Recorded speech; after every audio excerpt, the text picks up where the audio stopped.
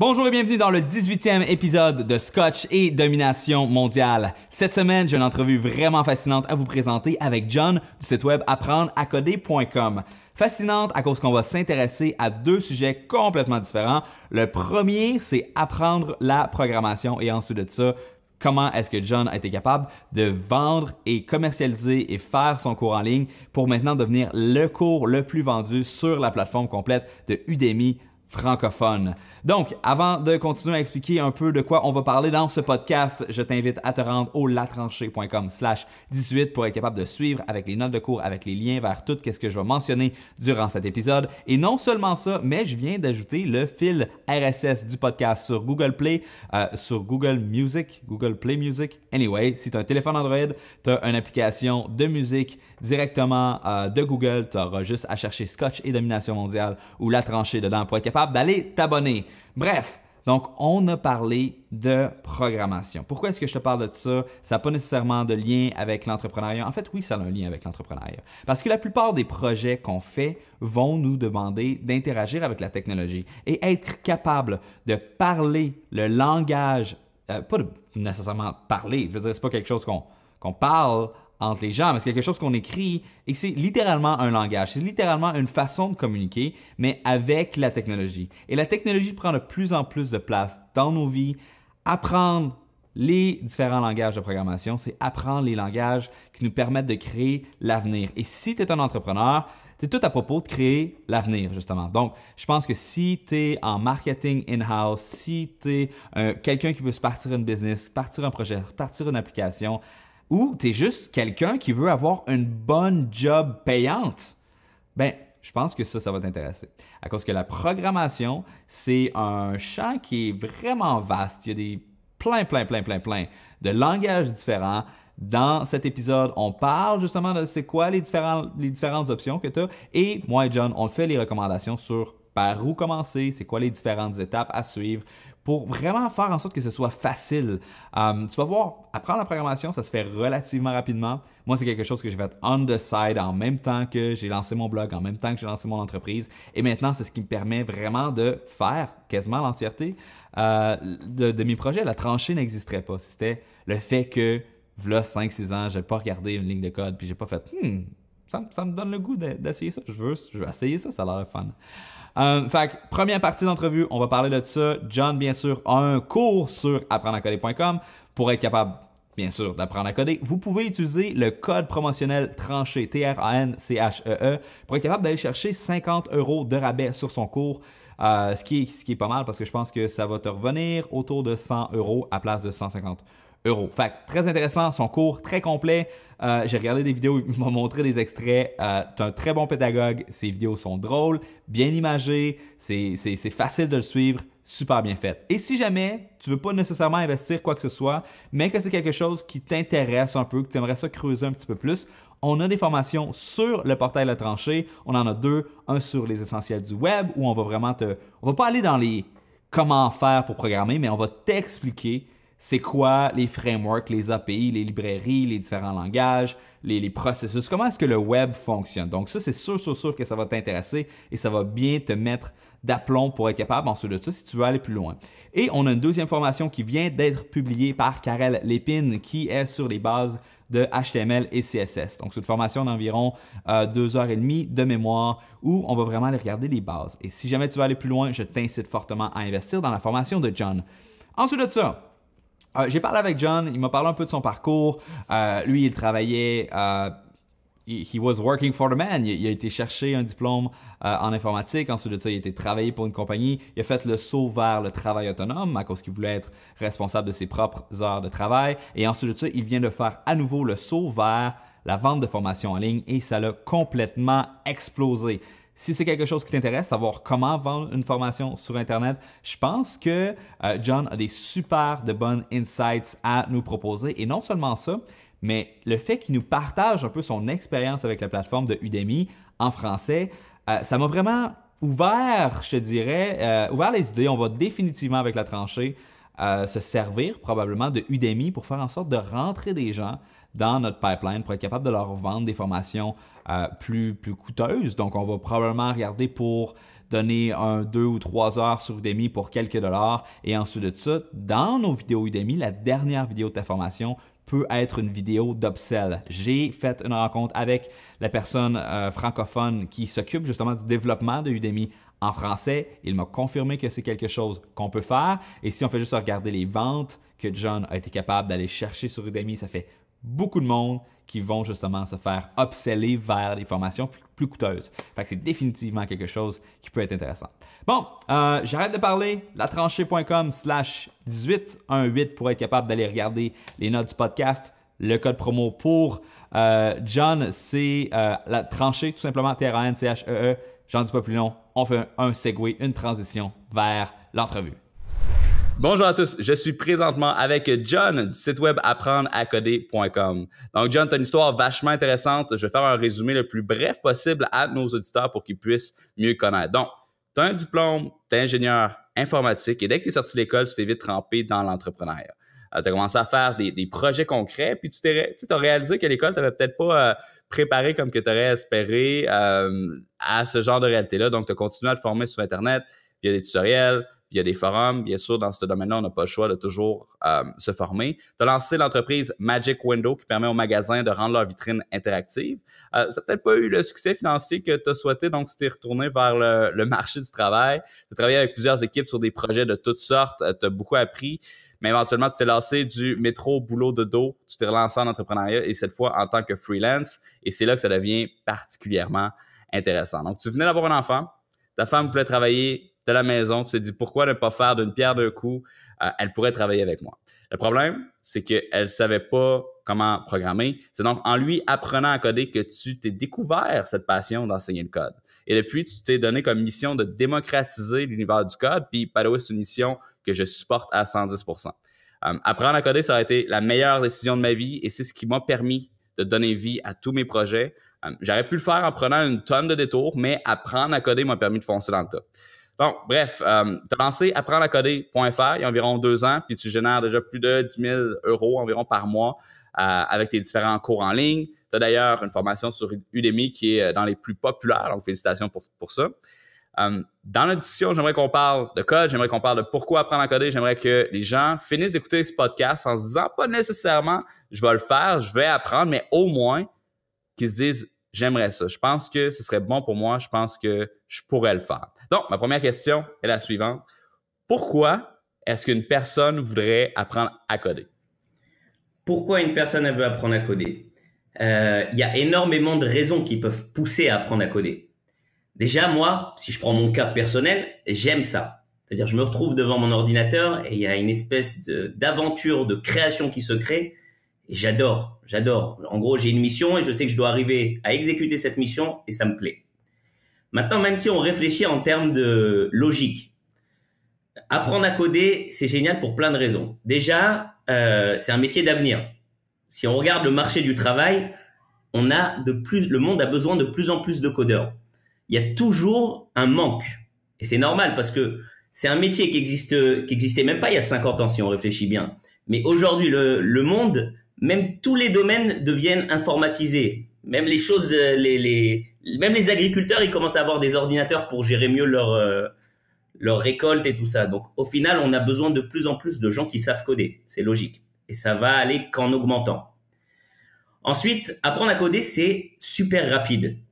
Okay? Si je compare avec un médecin, par exemple, un médecin, ça va devoir lui prendre plusieurs années, alors que pour apprendre le code, on peut être opérationnel en quelques mois seulement et commencer déjà à gagner de l'argent en tant que codeur, en tant que développeur. Déjà, ça c'est aussi une des raisons principales, c'est ce qui m'a lancé au début, c'est que ça permet de donner vie à ses idées. Donc peu importe si on a envie de réaliser le nouveau Facebook, une start-up dans un certain domaine, le fait qu'on sache coder, c'est qu'on a les outils en main pour le faire après. Pas besoin, comme tu le disais, d'aller chercher un codeur et d'essayer de se mettre en relation. Voilà, il faut que tu me fasses ci, il faut que tu me fasses ça. Non, on peut se retrouver nous-mêmes devant notre ordinateur et commencer à coder nos idées. Et ça, c'est fantastique. Définitivement. Ben juste, je vais revenir sur ton premier point.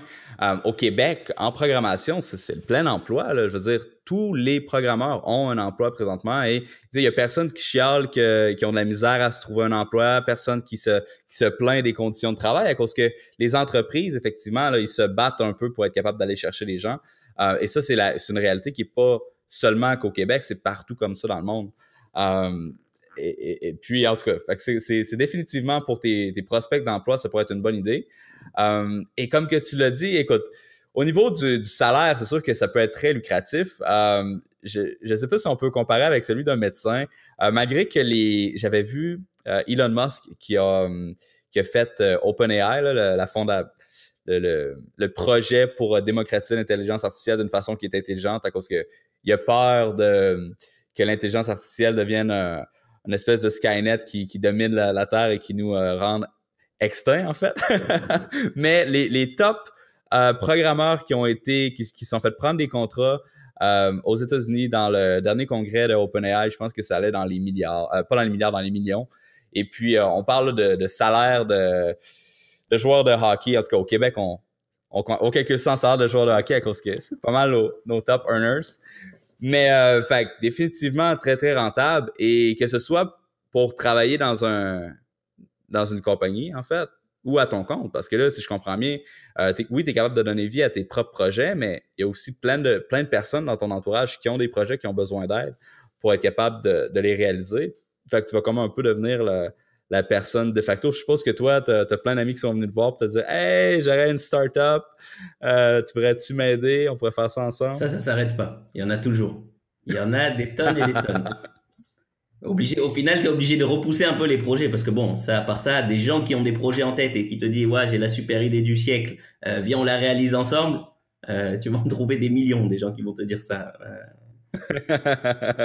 Ah, les idées sont pas toutes excellentes. Il y en a qui sont bonnes. Le pire, c'est qu'il y en a qui sont bonnes. Tu te dis, ce serait le fun d'avoir le temps, mais c'est une question de temps aussi, là. Mm-hmm. Moi, je trouve que ce qui est vraiment intéressant avec apprendre à coder, c'est que ça développe ta capacité aussi à réfléchir de façon logique, puis à régler des problèmes, à se mettre en mode comme comment être capable de bien trouver c'est quoi qui cause des problèmes, autant dans un problème de code que dans une entreprise, en fait. Je suis tout à fait d'accord avec toi. Tu sais, j'avais écrit un article sur mon site. Coder vous rend plus fort. Ok? Et juste pendant que je parle avec toi, je suis en train de le regarder, cet article. Et les choses que j'avais mis, pourquoi coder c'est génial, j'avais écrit. Ça te fait devenir un champion en résolution de problèmes. Demain, tu as un problème avec ta femme. Vous vous demandez, attends, est-ce qu'il vaut mieux qu'on aille au centre commercial avant d'aller chercher les enfants? Et puis ensuite, on partira de là-bas pour aller voir la grand-mère. Bref, le code, ça t'amène une façon de penser très structurée et ça t'aide à voir plus facilement les bonnes choses. Ça t'aide à prendre les bonnes décisions.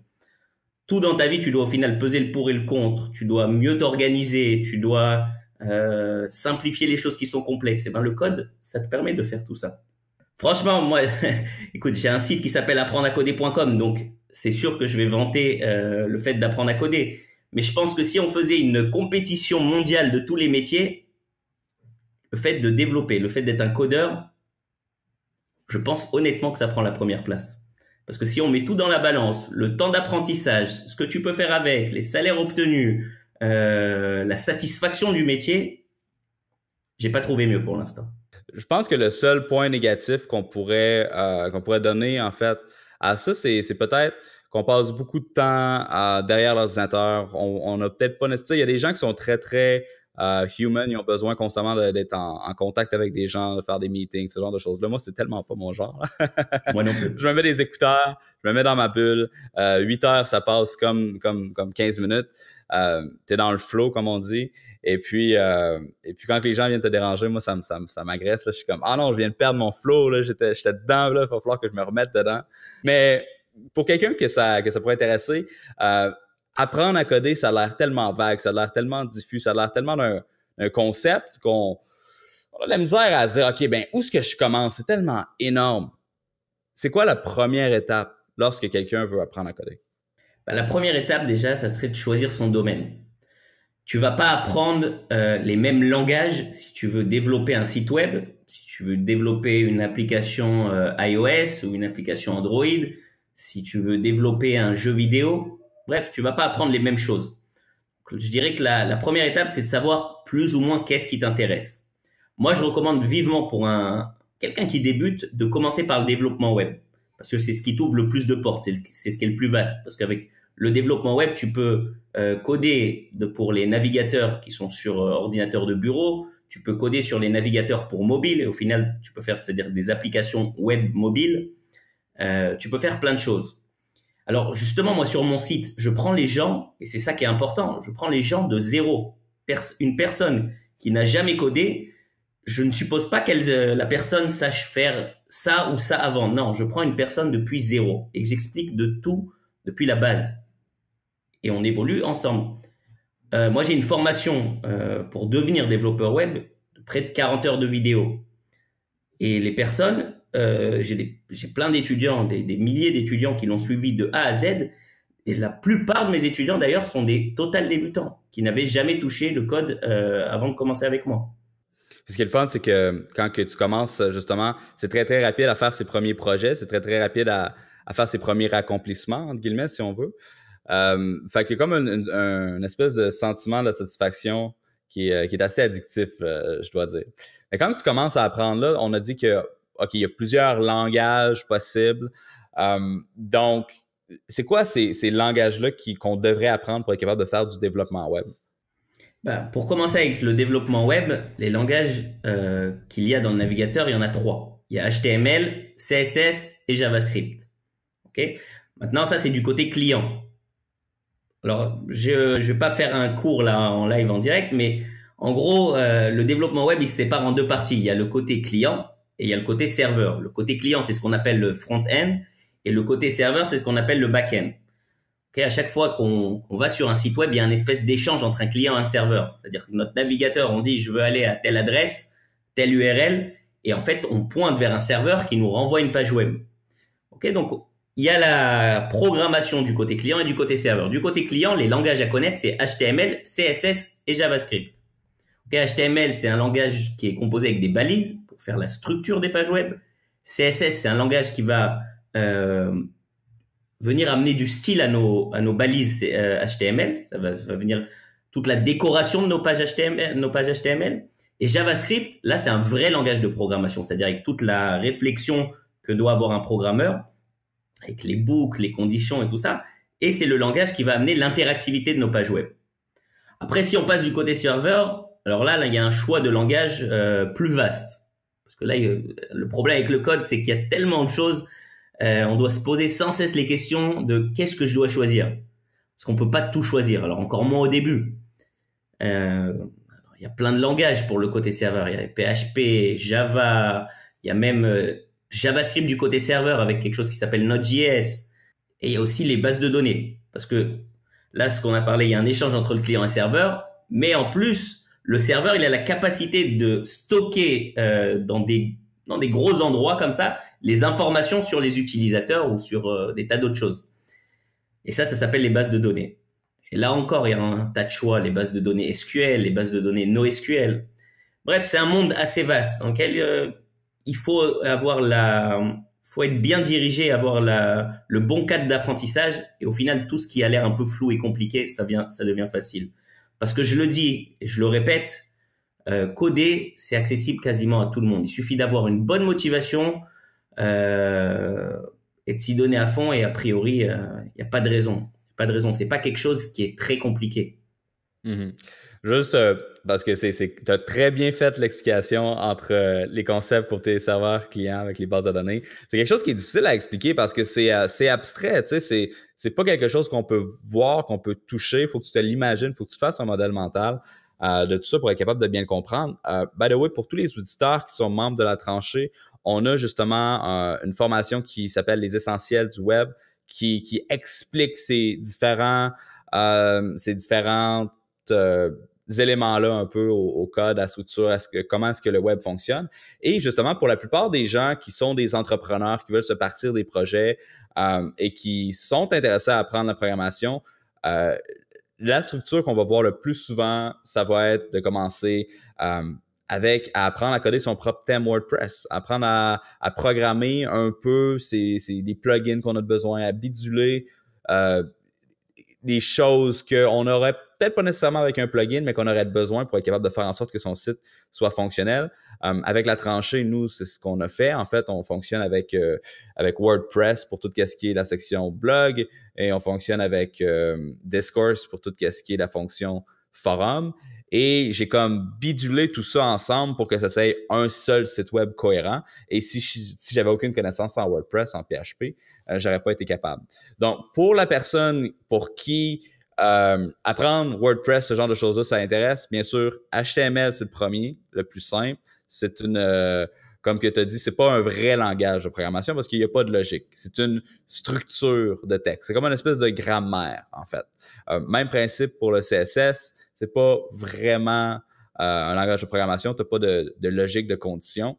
C'est juste pour donner du style. Fait que lorsque quelqu'un il dit qu'il est intégrateur web, ça réfère à quelqu'un qui va principalement faire du HTML et du CSS pour être capable de faire quelque chose qui est beau, qui est fonctionnel sur qui est bien rendu par le navigateur. Et ensuite de ça, tu as tout le côté JavaScript qui commence à être un petit peu plus funky. Et les choses qu'on peut faire en JavaScript, ça va de quelque chose de niaiseux à des choses excessivement complexes avec du rendu en 3D dans le navigateur.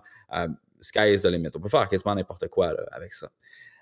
Fait que si jamais c'est quelque chose qui est intéressant, on commence tout le temps par HTML, CSS dans ma tête. JavaScript un peu et ensuite on passe du côté serveur avec WordPress est monté en PHP avec une base de données en MySQL. Donc ça, c'est les deux premiers aussi là, que d'habitude les gens vont apprendre. Est-ce que je me trompe? Bah, écoute, moi, c'est pile les langages que j'enseigne dans ma formation développeur web. C'est-à-dire j'enseigne HTML, CSS, JavaScript. J'enseigne aussi après des librairies et des frameworks. J'enseigne jQuery. jQuery, c'est une librairie qui va faciliter le JavaScript, en gros, qui va le rendre plus rapide, qui va le rendre compatible avec tous les navigateurs. Mais bon, aujourd'hui, jQuery, ça commence à être remplacé par d'autres librairies encore plus modernes. Il y a Bootstrap. Bootstrap, c'est génial. Bootstrap, c'est aussi une boîte à outils avec plein de composants. Et c'est aussi, je sais pas si tu en as parlé, mais ce qui permet de développer responsive. C'est quoi le développement responsive? C'est le fait qu'on peut développer une fois une application et la même application, elle va être visible en même temps par un ordinateur de bureau, en même temps par une tablette et en même temps par un smartphone. Donc ça, moi, j'enseigne le développement responsive à partir de Bootstrap dans ma formation. Et du côté serveur, tu l'as dit, il y a PHP et MySQL. C'est pile les deux technologies que j'enseigne. Mais il y a quelque chose sur lequel je suis tout à fait d'accord avec toi, c'est sur WordPress. Si on réfléchit en logique d'entrepreneur, WordPress, c'est un outil fantastique. Pourquoi? Parce que c'est l'outil qui va amener le plus de résultats avec le moins de savoir, en gros. On n'a pas besoin d'être un grand développeur HTML, CSS, ni PHP, MySQL, et on va pouvoir se baser sur WordPress pour faire des choses énormes. Aujourd'hui, on peut acheter un template WordPress, essayer de le personnaliser un petit peu à droite à gauche, et il n'y a pas besoin d'être un grand développeur dans tous les langages qu'on a mentionnés pour avancer avec. Maintenant, je précise bien, si on veut créer carrément nous-mêmes ses propres templates ou ses propres plugins, là, ça devient un petit peu plus complexe. Si on réfléchit en termes, s'il y a des entrepreneurs qui nous écoutent, c'est sûr que apprendre WordPress, ça sera très bénéfique parce que ça demande pas plus que ça de notions de code et vous allez arriver à produire des sites qui vraiment auront de la gueule au final. Ouais, définitivement. Puis en plus, lorsqu'on a besoin d'aide, il y a tellement de documentation disponible sur WordPress. Je veux dire, n'importe quel problème que tu as, déjà, c'est comme au moins 1000 personnes qui l'ont eu avant, ils ont été sur des forums, ils ont posé des questions, ils ont eu des réponses, on peut aller lire tout ça. Bon, bien sûr, la plupart du temps, c'est en anglais, mais même, il y a tellement de sites avec WordPress qu'il y a également beaucoup de ce type d'échanges-là qui ont eu lieu en français. Donc, c'est super intéressant. Puis, tu as parlé justement de librairie, de framework. Bootstrap, d'ailleurs, c'est ce qu'on utilise sur la tranchée, c'est ce que j'utilise sur olivierlambert.com. On a parlé de thèmes. Bon, bien sûr, dans l'univers des thèmes, il y en a 1001, là. Et c'est pas la même chose de dire, à cause que lorsque tu fais un site WordPress avec un thème et que tu le visualises, oui, tu es en train de faire du web, oui, tu es en train de monter un site web. C'est pas de la programmation. Et moi, ce que j'aime pas, c'est qu'il y a des gens pour qui ils pensent qu'ils doivent être programmeurs pour être capable de faire un site web. Tu n'as pas besoin d'être programmeur. Tu as besoin de savoir zéro code pour être capable de faire un site WordPress à partir d'un thème. N'importe qui est capable de le Ça, faire. c'est vrai. Ça, c'est l'objectif de WordPress, de permettre à n'importe qui de faire un super site sans même savoir coder. Exactement. Et puis, il y a des éditeurs visuels. Je veux dire, tu as Thrive Architect qui est super bon. Tu as Divi Builder qui est super bon. Le thème Divi qui est probablement comme le thème le plus populaire de ce temps-ci. Fait que tu sais, c'est possible de le faire sans programmer, mais lorsqu'on veut vraiment comme aller une étape plus loin puis se saucer, entre guillemets, dans le code, je pense que là, ça décuple encore de beaucoup tes possibilités. Et ça te permet de faire exactement qu'est-ce que tu as envie de faire. Moi, je vais juste prendre le système de matchmaking de La Tranchée. C'est quelqu'un qui nous avait proposé cette idée-là. Hey, ce serait le fun d'avoir un système qui fait en sorte que les membres de La Tranchée peuvent réseauter, savoir qui a besoin de quoi. Moi, j'ai telle chose à offrir. Fait qu'on est capable de savoir où est-ce qu'il y a un match. Fait qu'on s'est dit, on va se faire un genre de Tinder pour entrepreneurs. C'est une espèce de système de réseautage qui trouve les matchs entre les bonnes personnes. Et ça m'a pris une soirée à faire. On avait fait une espèce de MVP avec un Google Doc. Quand on a vu que les gens, ça les intéressait, ben, je l'ai implémenté, je l'ai intégré au WordPress. Ça a pris littéralement une soirée. Donc, il y a plein de personnes qui auraient dit « Ah, ben là, comment est-ce que je fais ça? C'est compliqué. Il va falloir que j'aille voir un programmeur, que je me fasse faire une soumission, avec un devis. Puis là, il y a des étapes, ça finit plus. » Quand que tu n'as pas peur de te mouiller puis d'essayer des choses, tu es capable, justement, d'accomplir des projets de façon super lean. Ça prend quelques instants. Fait que c'est très, très, très, très cool. Tu sais, je repense à quelque chose juste. Tu m'as parlé des avantages le fait de savoir coder. Il y a un des avantages aussi, c'est ce que te donne ce métier. Et pour moi, je vais donner mon exemple parce que c'est maintenant grâce à ce métier, on a décidé en famille d'aller partir faire le tour du monde. C'est dingue quand même ça. C'est-à-dire qu'on va continuer à travailler, mais on va faire le tour du monde. Donc ça, c'est pas quelque chose qui est possible si, a priori, t'es docteur. À chaque fois, je reprends le cas du docteur, le pauvre. On va prendre un autre cas, mais lorsque ton business, il est lié à un endroit, tu peux pas te permettre de faire ce genre de choses. Et le fait de coder, et le fait surtout d'être en freelance, si tu travailles pas dans une société qui t'oblige à être dans les locaux de la société, eh ben, ça te permet de, au final, te détacher d'un seul endroit et tu peux partir faire le tour du monde et continuer à travailler dans les différents pays du monde pendant que tu voyages. Oui, ça c'est très, très cool. Justement, je voulais qu'on en parle un peu. Peux-tu me parler plus de ce projet-là? D'où est-ce que l'idée t'est venue? C'est quoi le plan? Où est-ce que tu vas aller en premier? C'est super intéressant. Écoute, pour être tout à fait honnête avec toi, on a décidé de partir, toute ma famille, c'est-à-dire moi, ma femme et mes 2 enfants, partir faire le tour du monde.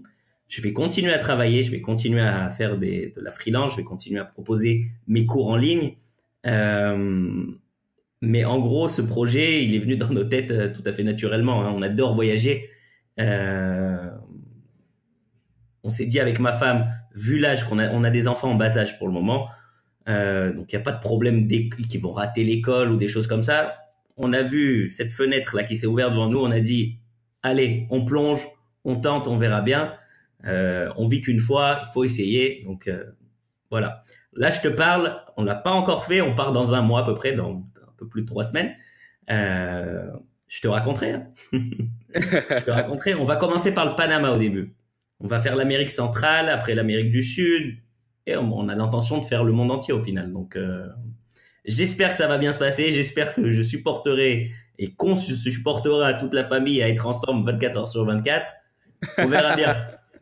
T'es pas la première personne que je rencontre qui a cette ambition-là, mais c'est vraiment le fun parce que toi, tu vas le faire.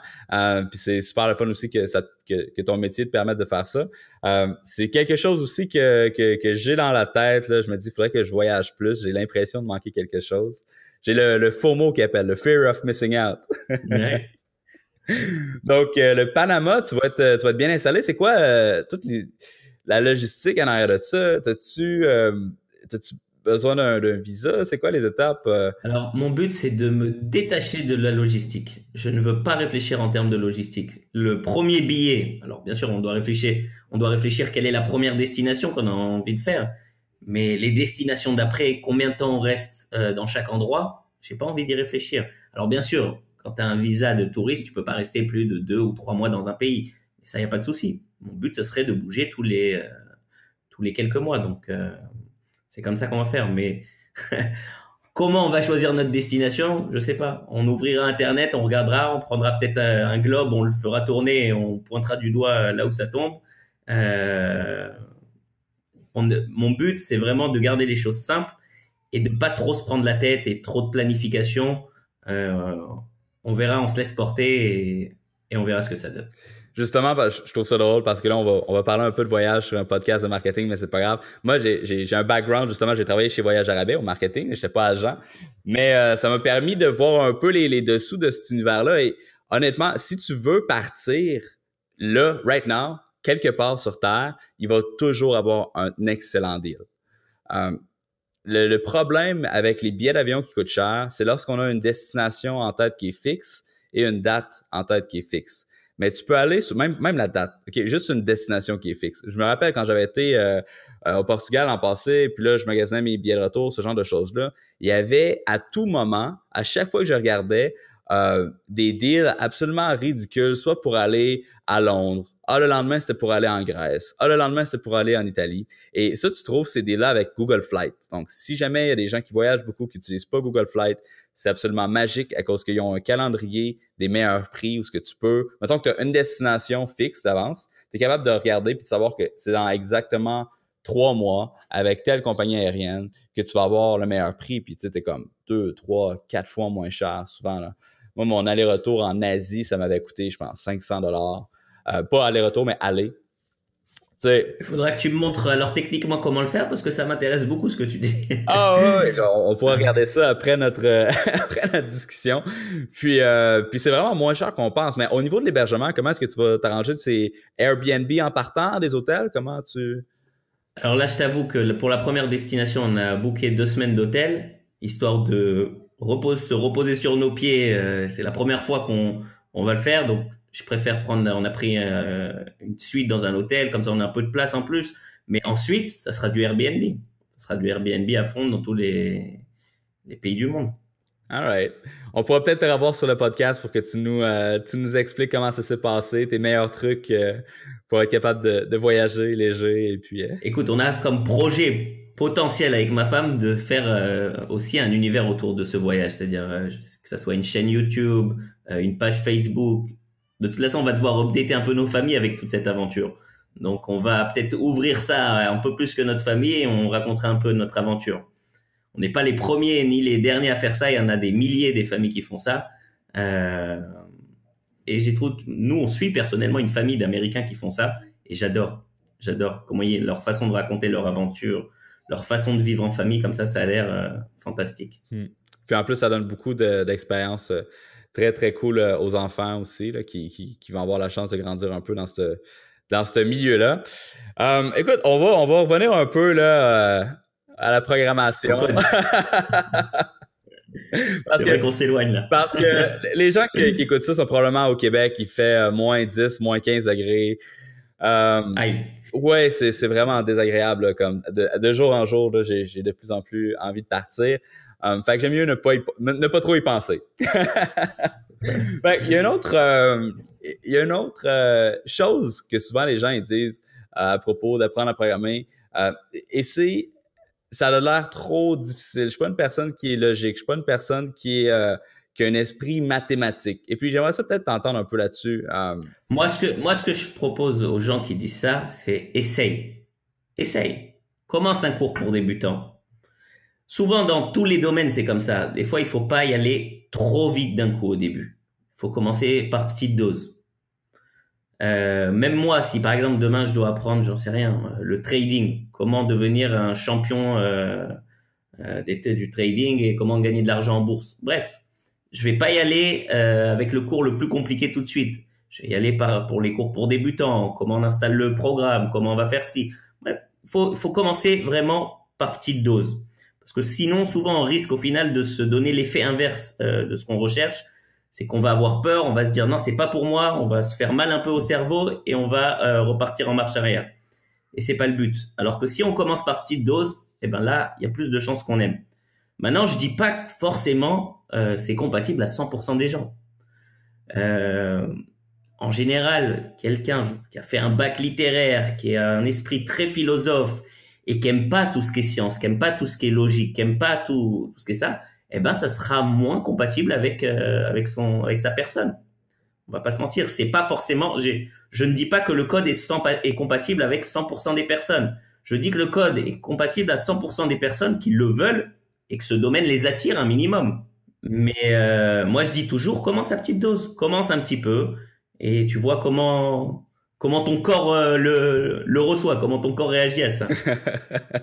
Mais l'affaire, c'est que c'est pas nécessairement comme tout le monde qui va avoir un intérêt naturel envers ça. Ceci étant dit, si c'est pas une contrainte, mais si c'est un setback, si c'est quelque chose qui te bloque le code, si c'est quelque chose qui t'empêche de prendre certaines opportunités dans ta vie et tu te dis que mauditement, j'aimerais ça pouvoir être capable de coder, mais je suis juste comme dans ma tête, c'est juste incompatible. Je pense que la plupart des gens qui pensent de cette façon-là, qui ont l'impression que c'est trop compliqué, comme que tu as dit, c'est juste qu'ils l'ont juste pas essayé. Puis je pense que c'est quelque chose qui est commun dans n'importe quel champ d'apprentissage qu'on tente. C'est-à-dire que lorsque tu commences à apprendre à jouer de la guitare ou quand tu commences à apprendre à jouer du piano, tu regardes les gens, tu fais comme « Oh mon Dieu, c'est donc bien facile, c'est donc bien beau. Qu'est-ce que la personne est en train de faire? » Et là, tu prends la guitare, puis il dit « Ah, regarde, c'est facile, tu fais juste cet accord-là et tes doigts font mal, t'es pas capable de peser les cordes comme du monde, ça sonne tout croche, pourtant tu fais ça comme c'est censé être, t'as pas le rythme. » Et puis, c'est excessivement difficile pour ton ego, à cause que tu te dis, mais comment ça est-ce que cette personne-là est capable de le faire de façon si facile et moi, j'ai l'air si attardé à essayer de jouer de la musique. Et c'est la même chose, je pense, avec n'importe quoi. Moi, je trouve ça drôle à cause que je vais souvent dire que les gens qui utilisent des Mac, c'est comme, ils travaillent avec des jouets, c'est pas des vrais ordinateurs. Toi, je sais que t'es sur un Mac d'ailleurs. Non, t'es sur un PC. Ah oui, c'est vrai. C'est vrai. Je suis sur un PC. Donc, les gens qui sont sur Mac, je vais dire, arrêtez là, avec vos jouets, c'est pas des vrais ordinateurs, allez vous prendre un vrai ordinateur. Puis là, j'ai taquine de même. Mais c'est parce que la raison pourquoi j'aime pas ça, c'est parce que lorsque je suis sur un Mac, je me sens tellement incompétent. Parce que tout ce qui est d'habitude facile puis de première nature à effectuer, tout d'un coup, ça devient difficile et je me sens pas bien avec ce sentiment-là de justement d'avoir à apprendre quelque chose. Puis c'est comme ça avec un peu tout ce qu'on veut apprendre. Avec tout. Exactement. Bien sûr. Bah, tu m'as fait penser à ce que tu as dit entre le Mac et le PC. C'est-à-dire, comme tu maîtrises le PC et que tout d'un coup on t'amène au Mac, tu dis, oh, ça me fait peur cette histoire, au final, je suis pas bon. Tu sais à quoi ça m'a fait penser ton histoire? Ça m'a fait penser à moi quand je vais au ski, que je pars une semaine et que je me dis, il faudrait que je me mette au surf. Ça me fait exactement la même chose. Comme je sais skier et que je sais pas surfer, eh ben, le surf, je me dis, oh là là, c'est compliqué. alors que tu maîtrises le ski. Donc, tu vas pas te mettre à apprendre le surf parce que tu maîtrises le ski. T'as qu'une semaine, et que tu y vas. Maintenant, si je vivais à la montagne et que je pouvais prendre tout le temps que je veux pour apprendre le surf, ben, j'apprendrais petit à petit. Au final, tu deviendrais un champion de surf. Mais c'est comme tout, comme tu dis, dans l'apprentissage. Il faut commencer par petite dose. Mais c'est sûr qu'en allant au Panama, je pense que tu n'auras pas beaucoup d'occasion de skier. Là. Je pense que ça va être plus le surf. Ah oui. Malade. Comment ça marche au Québec, le ski? Il y a des pistes de ski? Ah, bien sûr, il y en a partout. Si tu veux venir skier, viens au Québec, tu seras pas déçu. Et au Canada, en fait, dans l'Ouest canadien, là, il y a vraiment des beaux endroits. Marie-Pierre est vraiment adepte de snowboard. Et puis, elle m'envoie tout le temps des photos de neige. Et comme, regarde comme c'est beau. Je suis comme, non, on voit une plage. Alright, good. Ben, écoute, je pense qu'on a pas mal fait le tour de la question. Si on n'a pas donné le goût aux gens d'apprendre à coder, je sais pas qu'est-ce qu'il va falloir faire. Après ça, peut-être, faudrait qu'on ait une Lamborghini. Je pense qu'il faudrait qu'on se promène en Lamborghini, marquer apprendreacoder.com dessus. Ça donnerait envie mais surtout aux jeunes. Honnêtement, là, si j'avais un conseil à dire à n'importe quel parent avec un enfant qui aimerait ça peut-être l'enligner dans une direction qui est future-proof, là, parce que, tu sais, je veux dire, la finance, ça va se faire chambouler, on sait pas trop qu'est-ce qui va se passer avec ça. Les médias, ça se fait chambouler, on sait pas trop ce qui va se passer avec ça. Il y a comme plein de champs qui sont en train de se faire complètement transformer par les technologies. Et justement, si tu as un enfant que tu veux qu'il ait une belle carrière et que tu vois qu'il y a des aptitudes avec la technologie, pousse-le, encourage-le. C'est pas juste pour les nerds, c'est pas juste pour les geeks. Tu sais, il y a vraiment des belles opportunités là-dedans. Et puis, on va faire un pivot. On va se mettre à parler un peu plus de ton cours en ligne. Ça aussi, c'est très, très intéressant. J'aimerais ça que tu me parles de ton expérience sur la création de ton cours. Tu as eu quand même beaucoup de succès. Puis, je vais dire un énorme bravo à cause que c'est pas facile pour le faire moi-même. Là, c'est difficile à commercialiser. Donc, ça a été quoi ta démarche pour être capable de créer ce cours-là? Ma démarche, ça a été comme pour l'apprentissage du code, ça a été de me lancer. Okay, j'ai dit, déjà, comme tu en as parlé au début dans mon parcours, mais en gros, moi, j'ai dû, comme j'ai voulu que ma femme rentre avec moi dans la freelance, j'ai dû lui enseigner le code. Et quand j'ai vu que ça se passait plutôt pas mal, l'apprentissage du code pour ma femme, j'ai dit, on va industrialiser la méthode. On va en faire des cours en ligne et on va la proposer à tout le monde, en ligne directement. Et donc, je me suis lancé. J'ai dit, on va faire des cours. Alors, si on voit mon premier cours, mes premières vidéos, alors il y en a beaucoup que j'ai déjà retirées parce que j'en ai honte aujourd'hui, pour être honnête. La vidéo est de mauvaise qualité, le son est pourri. Bref, mais c'est un passage un peu inévitable. Au début, on est obligé de commencer par quelque chose. Donc, n'ayez pas peur. Si vous faites un cours et que vous devez vous lancer dans un cours, n'ayez pas peur de faire quelque chose de pourri au début, mais ayez en tête quand même d'évoluer à chaque fois. Votre premier cours pourra pas être parfait dans tous les domaines. Il n'y a rien à faire. Ce qui est quand même le plus important, c'est le contenu avant tout. Ouais. Ça, c'est pas à négliger, ça c'est sûr. Donc moi, j'ai commencé par mon premier cours. J'ai fait un cours sur HTML. Ensuite, j'ai fait un cours sur CSS. Et j'ai toujours voulu orienter ma formation très pratique. Ça veut dire quoi? J'essaye de m'écarter à 180 degrés des méthodes d'éducation classiques où on enseigne des concepts très théoriques et que ça reste comme ça. Non, j'ai voulu vraiment mettre la pratique. Et dans le domaine du code, c'est facile de mettre en pratique. Il suffit de créer avec les élèves des sites web. Donc, sur chaque chose que j'enseigne, que ce soit le HTML, le JavaScript, le jQuery et tout ça, à chaque cours, je mets une application pratique. On crée un site web de A à Z ensemble. Et ça, c'est la base. Alors, ce qu'il y a de bien en plus dans la formation que je fais, c'est que j'essaye de coupler cet apprentissage avec la création du portfolio de la personne. C'est-à-dire que un développeur web, après, quand il essaye de se vendre, qu'est-ce qui va le mettre en avant? C'est ce qu'il a réalisé, c'est ses accomplissements. Donc moi, tous les projets qu'on réalise ensemble, je crée même le site perso de la personne. C'est-à-dire, dans le cours sur Bootstrap, mes étudiants, ils créent leur propre site perso avec un portfolio et tous les cours, tous les projets qu'on réalise pendant la formation, ils les ajoutent directement dans leur portfolio. Et ça leur donne une bonne longueur d'avance après pour trouver des jobs, pour se lancer en freelance et ainsi de suite. Justement, quand que tu essaies de trouver des contrats, des mandats et que tu es en programmation, là, tu as dit que ce qui est important, c'est le portfolio. Qu'est-ce qui est plus important, le portfolio ou le diplôme? Parce qu'il y a beaucoup de gens qui vont se dire, tu sais, apprendre à programmer, c'est quelque chose qu'on fait à l'école. Si j'ai pas de diplôme, je serais pas capable d'avoir d'emploi. Qu'est-ce que tu as à répondre à ça? Comment le monde devrait être, je pense, il devrait pas être du tout basé sur les diplômes, zéro diplôme. Moi, je suis pas du tout pour les diplômes. Je suis pour l'expérience réelle. C'est-à-dire que si on réfléchit en termes d'une entreprise, lorsqu'elle vient embaucher quelqu'un pour faire une application web, est-ce qu'elle préférera savoir qu'il a un bon diplôme ou est-ce qu'elle préférera savoir qu'il a réalisé avant ça 10 applications qui ressemblent exactement à ce qu'on va lui demander de réaliser? Bah oui, elle préférera savoir qu'il a réalisé 10 applications qu'on va lui demander de réaliser. Ça prouve qu'il a une vraie expérience. Alors que le diplôme, ça prouve pas grand-chose. Okay, je m'explique. Dans mon cas, à moi, personnellement, les études universitaires que j'ai fait, c'était des études d'ingénieur avec énormément de théorie, avec des cours très poussés en maths. Mais au final, ce que je fais dans ma vie de tous les jours, quand on me demande de réaliser une application web, ça n'a aucun rapport. Okay, c'est-à-dire que mes 4 ans d'ingénieur, il y a quand même quelques petits points, on va dire, dans mon cursus qui me sont utiles aujourd'hui. mais ça se résume à quelques mois d'apprentissage, pas à 4 ans d'apprentissage, pas plus que ça. Donc c'est vraiment pour ça que je dis que si on me remettait au départ avant mes études, je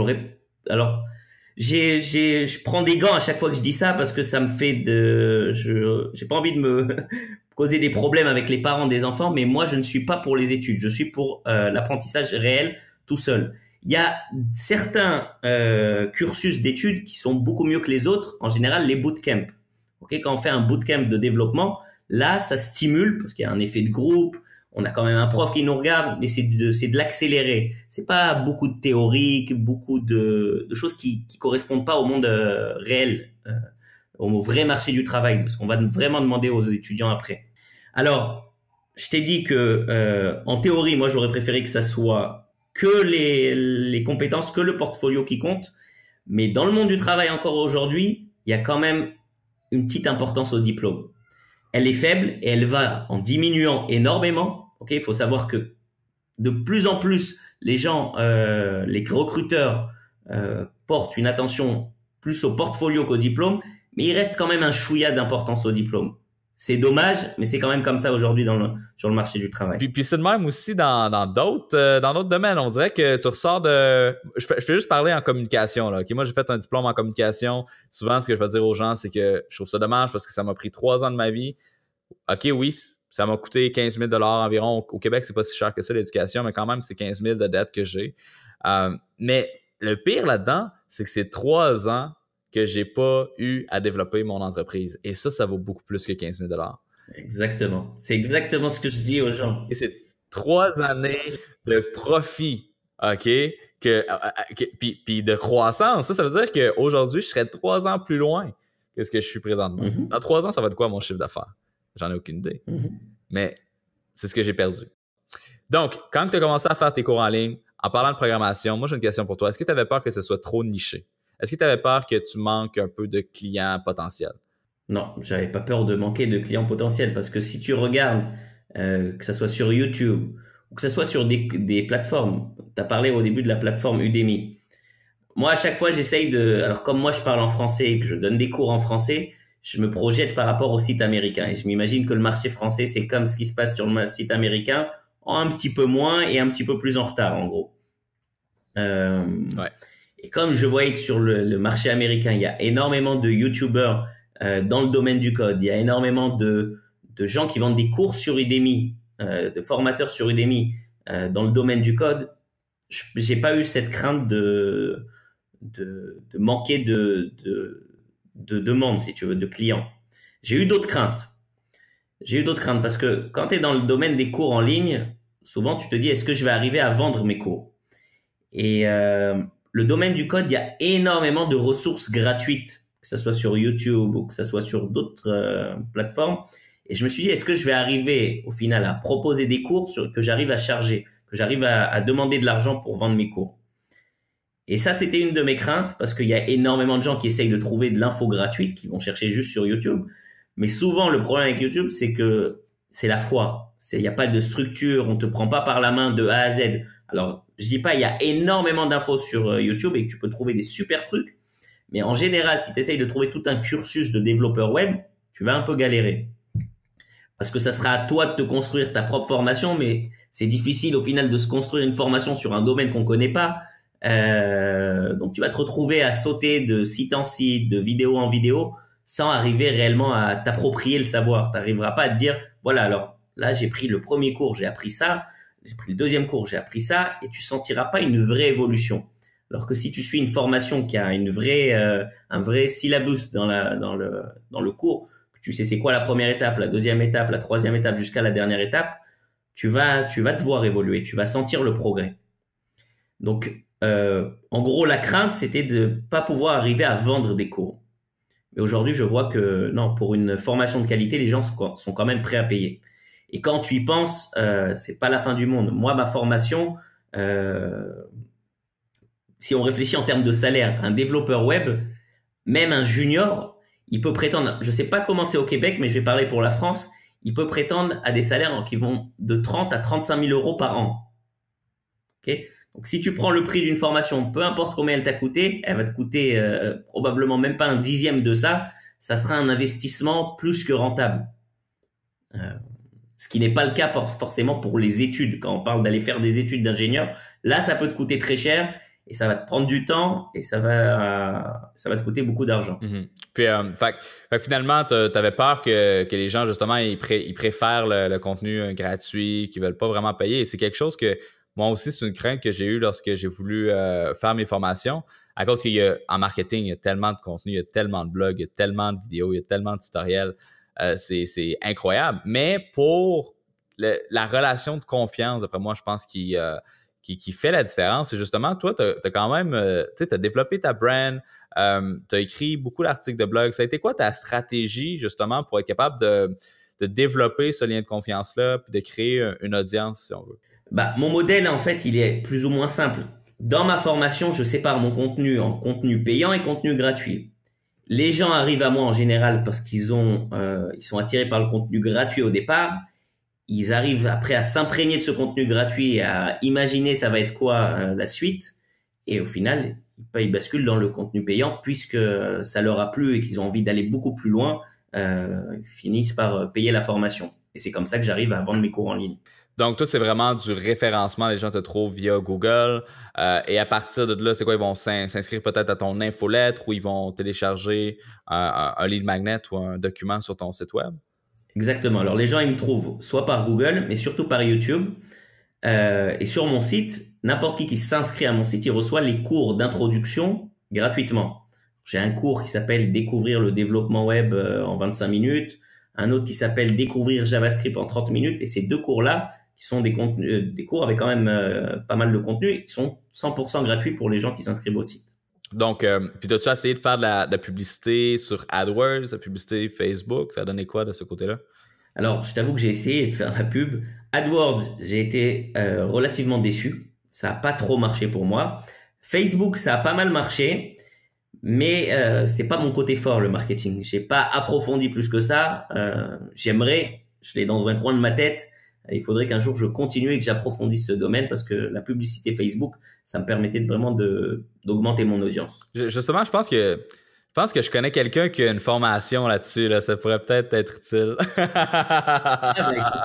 On va voir. Pourquoi pas? Ça m'intéresse.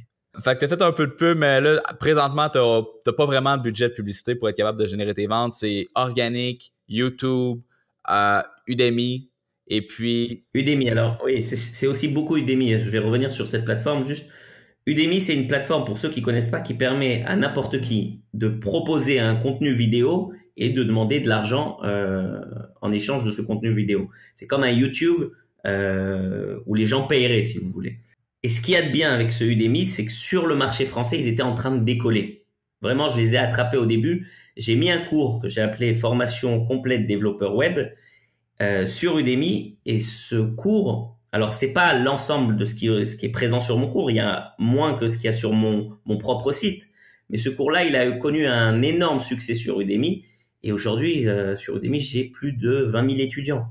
C'est-à-dire, c'est des chiffres astronomiques que j'aurais pas pu espérer sans cette plateforme. Donc moi j'adore cette plateforme, mais le modèle, il faut savoir qu'il est totalement différent, c'est-à-dire que les cours sont beaucoup moins chers. Il y a moins de contenu, mais le volume d'étudiants est beaucoup plus élevé. Donc, au final, ça permet de rapporter aussi pas mal d'argent. 20 000 étudiants, c'est énorme. Là. Pour donner un point de comparaison aux gens, sur mes formations, à moi, j'aurais peut-être 1200 étudiants. Là, donc, tu as comme 20 fois plus d'étudiants. Sur cette plateforme-là, c'est absolument incroyable. Puis ce qui est le fun quand tu as ce nombre d'étudiants-là, c'est les commentaires que tu vas recevoir sur ta formation aussi. Là. Je pense que tu avais comme quelque chose comme 5000 reviews à 5 étoiles sur 5, bien sûr, pas sur 10. Fait que ça donne une preuve sociale et une crédibilité super intéressante. Puis, est-ce que tu dirais, mettons là, que tu as un conseil à donner à quelqu'un qui se débute et qui veut commencer à faire des cours en ligne, est-ce que tu lui dirais, commence par faire une petite formation sur Udemy, si t'aimes ça, oui. Vas-y avec plus? Ouais? Oui, je dirais c'est sûr qu'il faudrait commencer par Udemy. Déjà, ce qu'il y a de bien avec Udemy, c'est que c'est eux qui te gèrent tout ce qui est plateforme. T'as pas à essayer de construire un site, à essayer de le mettre en ligne, de toi-même gérer, attends, je vais uploader mes vidéos. Non. C'est-à-dire, c'est comme YouTube, tu viens, tu mets upload de la vidéo, tu écris c'est ça vidéo 1, c'est ça vidéo 2, et au final, ton cours, il est mis en forme et il est agréable à suivre pour les étudiants. Donc, tout ce qui est déjà au niveau des soucis de plateforme, tu peux l'enlever de l'équation grâce à Udemy. Maintenant, ça a un prix aussi, ces choses-là. Quand un étudiant, il te trouve sur Udemy, bah, tu partages tes bénéfices avec Udemy. Alors, eux, ils ont certains modèles Udemy en fonction de la provenance de l'étudiant. Si c'est toi qui as ramené l'étudiant, là, tu touches quasiment 100% de ce que la vente va te rapporter. Si c'est l'étudiant est arrivé organiquement par Udemy, c'est-à-dire en utilisant le moteur de recherche d'Udemy, alors là, tu partages les bénéfices avec eux. Et si par contre, c'est Udemy qui a fait un effort de marketing pour promouvoir ton cours et que grâce à ça, ils ont obtenu un étudiant, là, tu reçois un quart de la vente. Mais ces chiffres, ils peuvent faire peut-être un peu peur, mais moi, je recommande à quiconque de se lancer sur Udemy. Alors, surtout sur le marché français, sachez que c'est le moment pour se lancer sur Udemy. Parce que c'est un marché qui n'est pas encore saturé. Il y a énormément de place à prendre sur Udemy. Ça vaut le coup maintenant. Parce que si on prend le Udemy, par exemple, en anglais, c'est un marché qui est beaucoup plus saturé. C'est beaucoup plus difficile de se faire une place. Alors qu'en français, c'est le moment il y a de la place. Honnêtement, je pense que à force de parler avec toi, je pense que je vais prendre un des modules de mes formations. Je vais le mettre sur Udemy, on va regarder qu'est-ce que ça donne.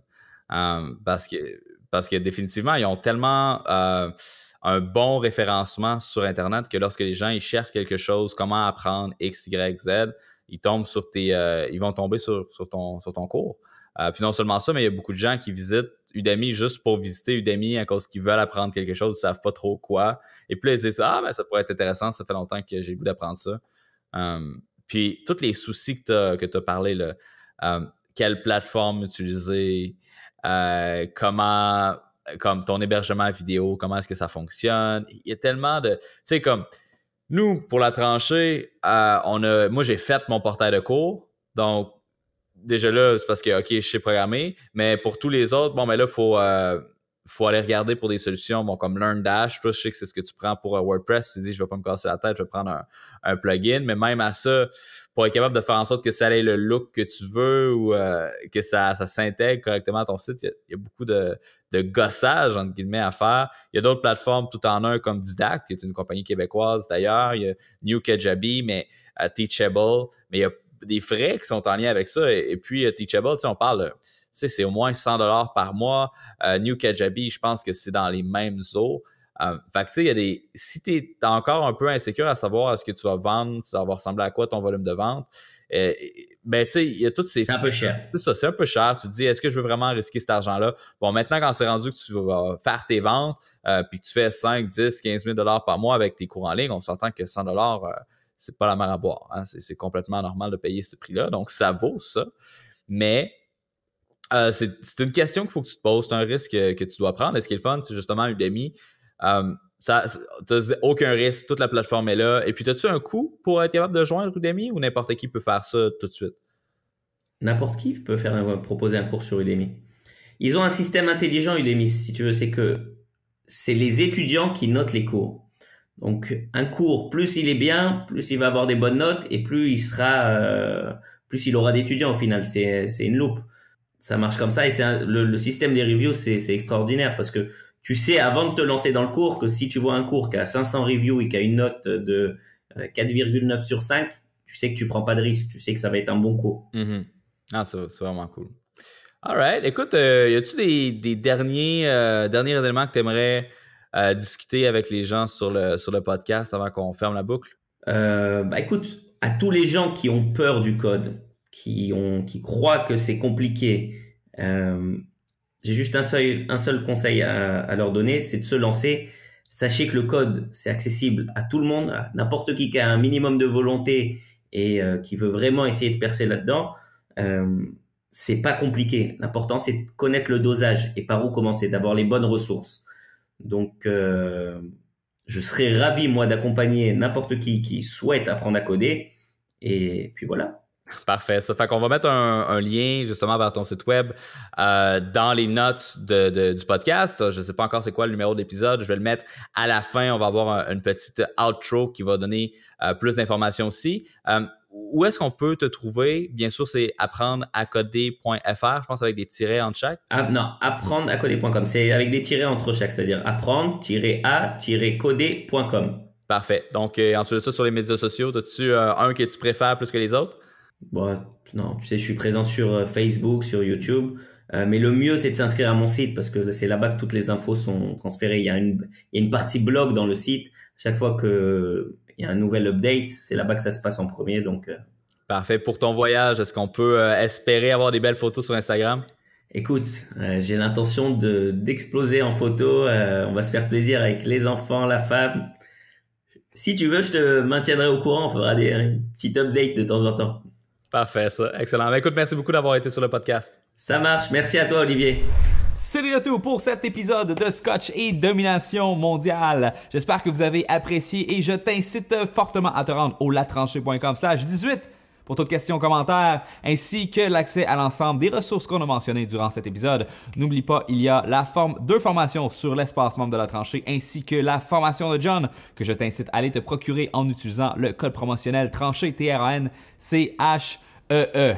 Prochain épisode de Scotch et Domination Mondiale, j'ai le plaisir de recevoir un mec qui est très polarisant dans la communauté marketing et entrepreneuriale au Québec. Il se nomme Jules Marcoux, c'est un entrepreneur de Québec c'est un genre de gourou marketing anglo.